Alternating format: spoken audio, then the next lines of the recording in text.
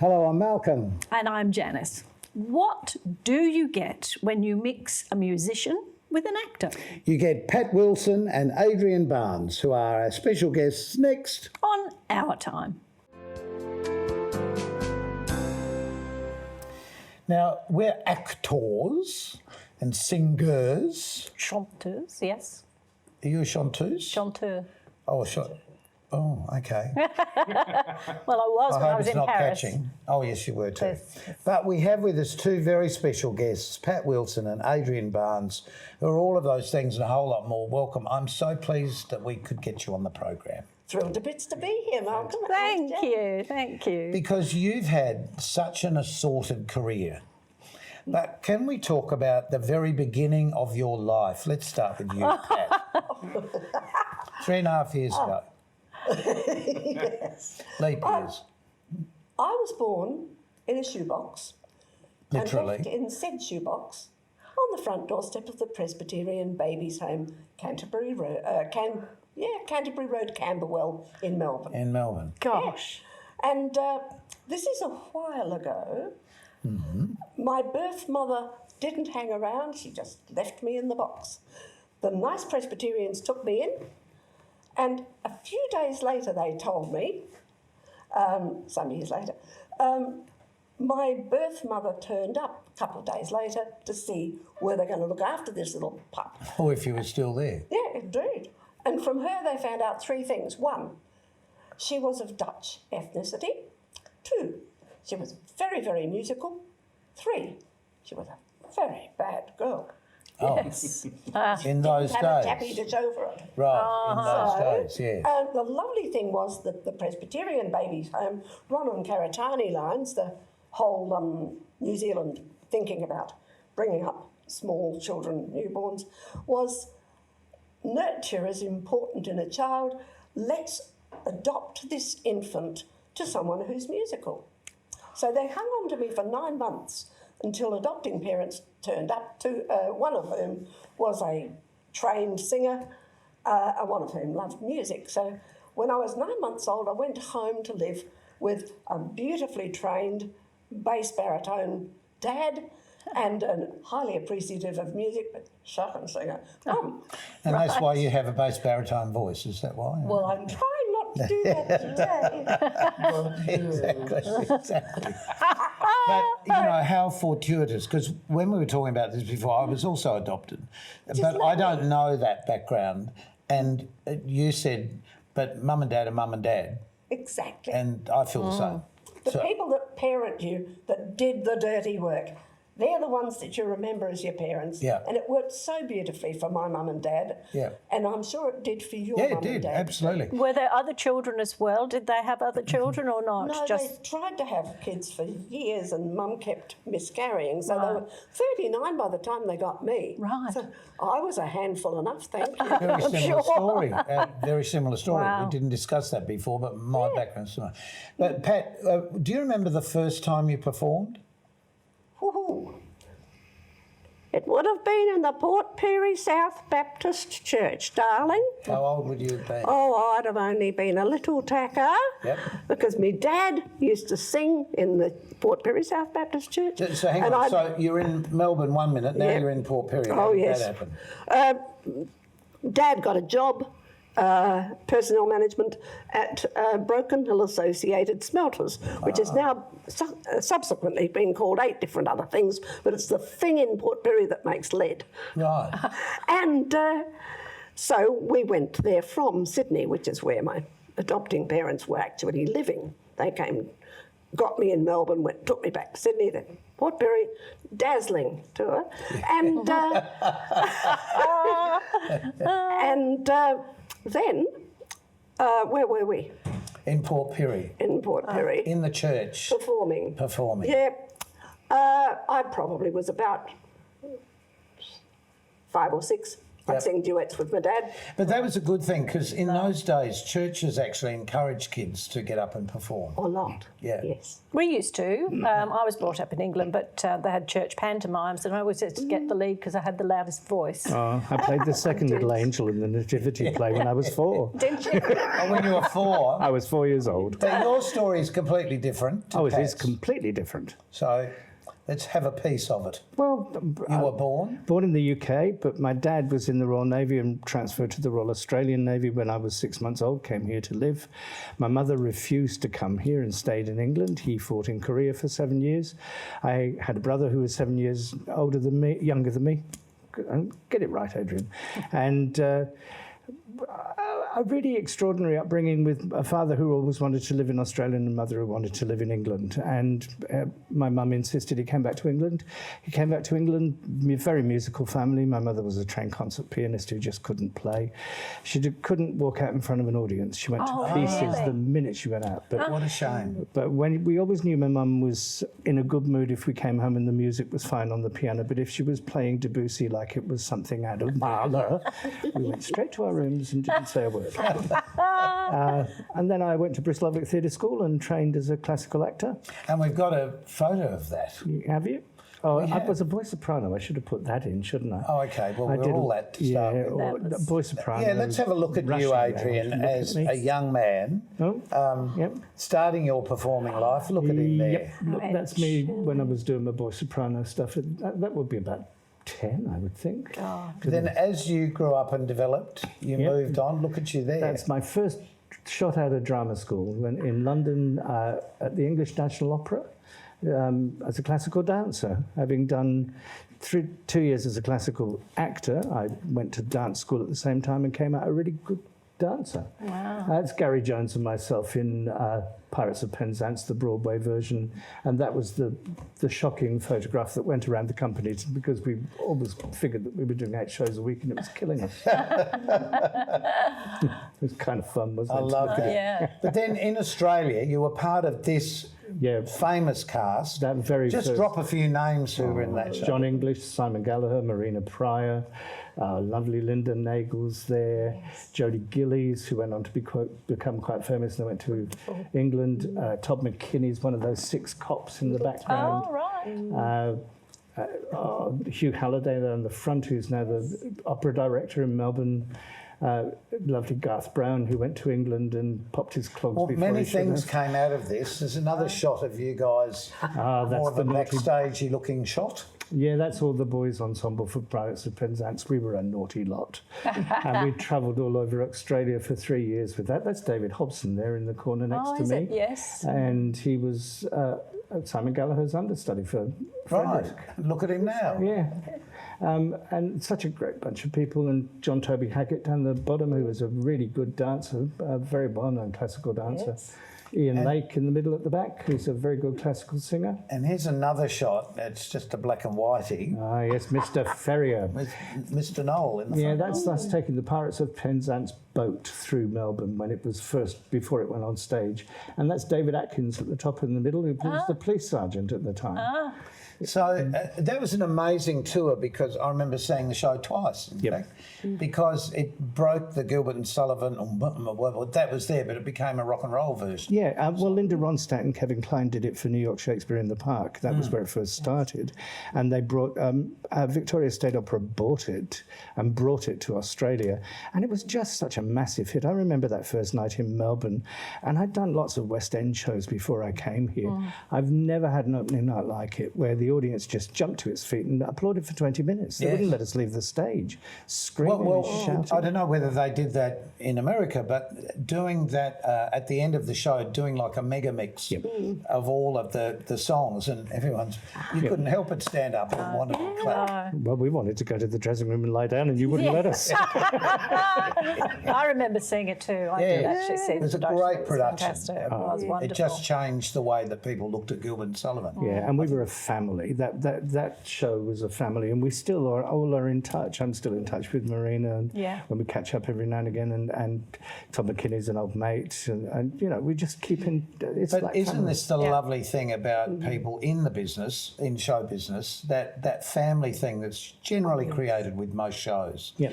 Pat, you've more or less kept your fingers on the keys most of the time. I've done a lot of piano playing, yes, yes. And singing and teaching. Yes, You yes. now teach as well. I teach singing, yes. Yeah, where? I teach actors how to sing. I teach singers how to act. I sort of bridge that little gap. I work up at the University of Adelaide in their new music theatre course. Yes, and I've we had been George working on at the show a couple of did. weeks Mr. ago. Torbay, talking about that, whom I really respect. He's a He's lovely doing man. wonderful things there. And I'm up at Flinders University in the Drama Centre and have been for many years teaching actors voice and singing. Because these days you can't really not know a bit of everything about everything if you're going to be a performer. Because actors need to dance to move better as the characters. Singers need to act. Singers need to move and dance. You don't have to be a dancer or a singer or an actor, but you have to be good at really everything, don't you? We're great believers that acting is a body sport and singing is a body sport, and it's all to do with your physicality. It's not just dance that's a body sport. The whole creative industry needs a good physical component to drive it. Yes. And if your body's good, your work is good. Yes. Yeah, well, in our next program, we're talking about the International Dance Day that's coming up in right, April. yes. And, you know, things like this, the public, and here in South Australia with the Adelaide Festival of Arts and the Fringe being on, it means that I think the public are becoming more and more aware that they can be part of this as well. Yep. You know, and you don't have to be fabulous to enjoy it. Well, I just think participation in the arts is the creative development of our kids is so important because it makes them better people. Yeah. And, you know, the more they act, sing and dance as they grow up, the more they're integrated into how their bodies work and how their brains work. And the confidence gives them confidence. absolutely. Anything, really, you know, But we even all in do it. business. It's part of the human condition. When we tell a story, we generally act out the story. Yeah. We along, whether we're singing in the same key to the car radio. Doesn't matter. It doesn't matter. It's Because just your body to enjoy life. responds. Yes. But there is a big difference between people who are trained to do it professionally and those who just do it for fun. And we'll be back to talk more with Pat and Adrian in just a moment.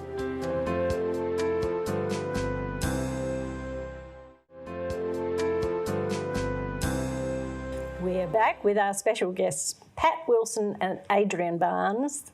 So lovely to meet you and hear your stories. Well, one of the things that fascinated me is how you two met. I don't know who wants to start the story I'll off. start it and you'll interrupt. How's that? Okay. Because, hey, what partnership doesn't do that? Can I start it and you interrupt? Because it really did start with there me you in the go. dressing room of Pirates of Penzance, the Broadway version, and I'd ruptured my right eardrum because I'd been really sick in Sydney with bronchitis, and I had blocked ears, and when we came into land in Adelaide, my right eardrum went pop. Yeah. I was sick as a dog. Jack Webster, who'd taken over from David Atkins as the police sergeant, went, "Coming out for a drink?" And I went, "I am not drinking, I'm on antibiotics." He said, "I don't care, you're coming out for a drink. You've got to meet this woman that's playing in the pub down the road." And I said, "What pub down the road?" And he went, "It's called the Green Dragon, it's a gay pub." And I went, "No, sorry, not coming."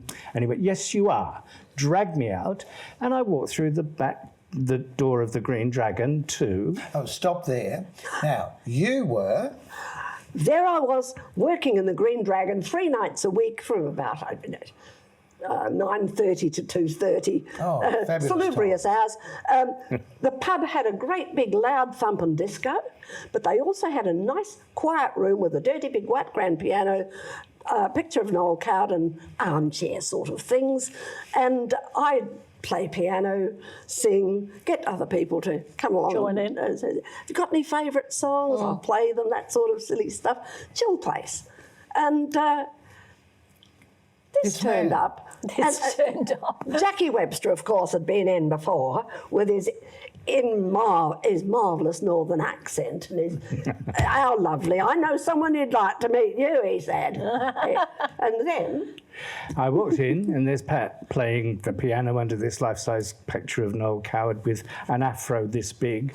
And this woman looks up from the piano, looks me straight in the eye and goes, "So what took you so long?" Oh, First word she ever said to me, so I married her. oh, I love it. I Isn't that a love great it. story? It's a beautiful story. Oh, So again, we've got some photos of what happened to you after the event of all these things, which is you two working together on so many different things. And I thought I'd met this terribly sweet woman who would never say boo to a goose, who writes the filthiest lyrics ever. Oh, well, I think won't she go said into more that, to will a we? goose. I think this is a wombat family involved show, darling. in some- Let's have a look at the photos have a of look. these All the two wombats performing consented. together. Oh, look. It's nice you brought your trip along. Incredible Shrinking Mortgage Show.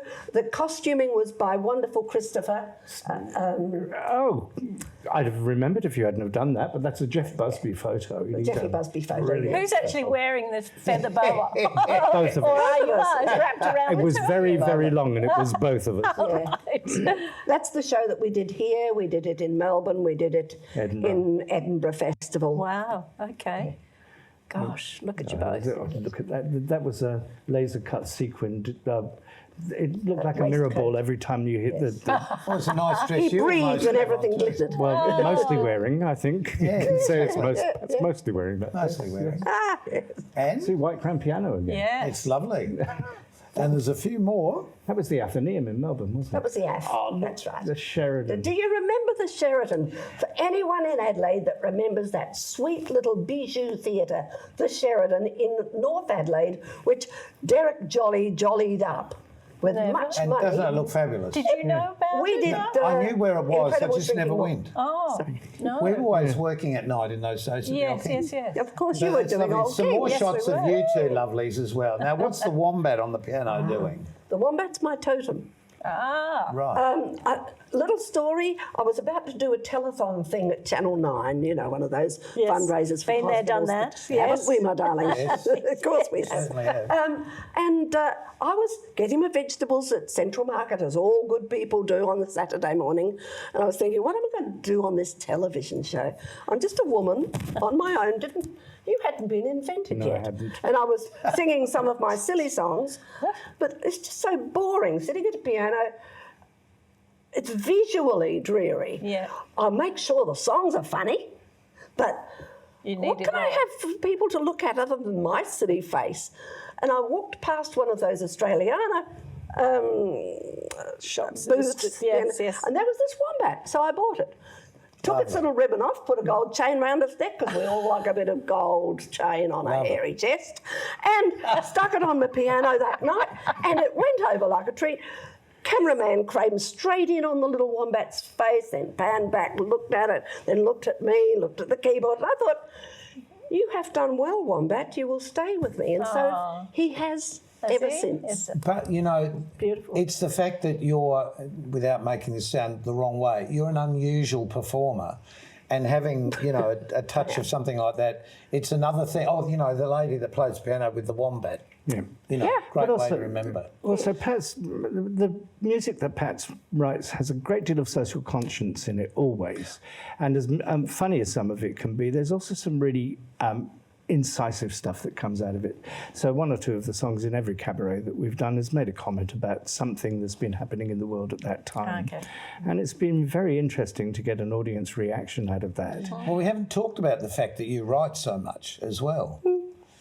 Was that something always? Always, always. I had a father, a very fine adoptive father, whom we discussed, which see above, who loved words. And when I was a little kid, he would play word games with me. And so just never to make me feel as if I was learning something and doing things and getting stuff right, but just mucking around. And so I learnt to love words and play with them and write them. What a good and so, idea. I was encouraged. And combine it with Yes. music. It was just fun. Yes. And so I've always written words, written songs, written poetry. I still do a lot of writing. I write research articles academically. I write, I'm a theatre reviewer, as is my friend. So we write. So writing words has been a strong story in my life as well as the I think music. it is with a lot of performers too, because you've got so much to express. But you've just finished a very successful play as well. Yes, I by have a The local Loneliest man. Woman, written Yeah. by Peter Madden, local man. 5-star review in The Advertiser. It's a very interesting and unique little story about Lady Hubert Wilkins, whose husband was the first man to take a submarine under the North Pole, and he's a South Australian man. And got lost. And he got lost. Well, but he got found again. Yeah, he did get found It's again. a but- positive ending. Yeah, but I play that Amazing. nasty, Excellent. I nasty didn't know about that. William Randolph Hearst, and he funded the whole project. And when Wilkins went missing, he withdrew all the money. Well, because he didn't have the headlines anymore. He had nothing He only to wanted sell. positive headlines. He just wanted heroes. He didn't want scientists. And Get lost. yeah, and Really interesting story. It's a Another very one I'd never heard before. Yeah, I have. But you know, that's the sad thing about us living in this country. We know so little about the past. Well, particularly the people from Australia, we are groundbreaking as a nation, and have been for hundreds of years. And we get, because the things we do happen overseas 9 times out of 10, they get lost as history in this country. And although we're a young country, we have a great deal of history, but it's distributed all over the planet. Do you think that for both of you, being performers, earning a living out of performing and now teaching, do you feel that the culture in Australia is becoming more understandable to people, if that makes sense? Do you know what I mean? Understandable. I think Are we connecting with ourselves more? Ah. Or are we looking to still see American shows? A bit of both, I think. I think we're very influenced by America. We used to be influenced by Britain, but we have a kickback against that because we don't like to be seen as a subsidiary of the British nation anymore, and haven't for some time, and justifiably so. We're on our own. But the American influence has shifted so strongly into our culture. Our language has become Americanized. Our understanding of things a lot of things has become Americanized Our because spelling. the spelling. It's all Yes, the kids that's Yeah, say. so what is Yes. new on the news then? It's one of the exercises I give kids. What's new? When you read it, you hear what's new on the news. No. What happened to the EW sound in that language? Yes. But I think we will struggle to make sure that our kids are really strongly allowed to be culturally sensitive. And I think Towards where we are. and it's getting better. Yes. But I still think there's a big American influence. I do hope it disappears. Well, we're all part of the human race, and we all breathe the same air all around the world I wherever know. we are. You're being nice, I'm not being nice. No. But because we are culturally different, if we lose who we really are, then we've sort of lost everything. We become like porridge. This is one of the Yes. most incredible places to live in the world. It is. It's just Don't tell me. And I it's know I only all want to be. when you've been away from it that you actually appreciate. absolutely. Jan, you are Home. so right. Yeah, Absolutely. The first time I went back to the UK, I couldn't wait to come back come home. here. I know. It's home. Home, that's the word. Home. Home is the word. And don't leave home, because we're going to be back in a tick.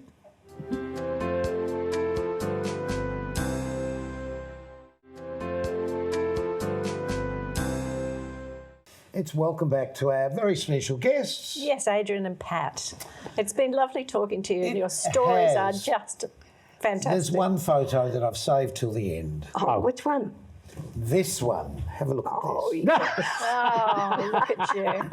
Outside Edmund Wright House in King William Street, Adelaide, And on the what day is we special? got married. Yeah, Oh, on that's the what's day you got special. married. Yes. Ah, that was a special day. And you waited that long to meet each other. How amazing. Yes, yes. It And was has worth it been a creative marriage? Have you worked together on a lot of projects apart from performing? We've had to try very hard to fight. I don't get the hang of it. No, I'm serious. We have to try really hard to fight. We've had a fight or two, but they've come out of nothing. Yeah. They've been nonsense, but we don't very often fight. We laugh So a great this is deal. like souls, really, isn't it? Sorry, Pat. I haven't let you talk at all, have I? This is most unusual. No, but how lucky in this great big wide world that we live that you meet somebody that you feel like that. It is. But it was obviously instant. Yes. Just Absolutely. Just like mashed potato. He came round to my place the day after we met and had pumpkin soup for lunch with me. May the 6th, 1983. And May the 6th, Oh, not that you'd remember. we celebrate Pumpkin Soup Day. Oh, isn't that great? I love it. I love those little family histories. Look, great success with the future. I think thank you, your Malcolm. show is going on again. There's talk of it going to Edinburgh. I so do hope it's it just does. a matter of saying, Yep. if you see The Loneliest Woman, get out and see it if you can. Yeah. Pat, yeah. where can we see you next? Oh, I've got a suggestion I'm going to make to you after we finish this interview, which we have to do, sadly, because it's time to go home. Yes. Well, but it's been fun. it's been fun, Thank you. but now it's time to go. Yes. So until we meet you all next time, Take Janice, care. Please take care. Say goodbye, Janice. Goodbye, Janice. Keep yourself nice till we see you again. Bye.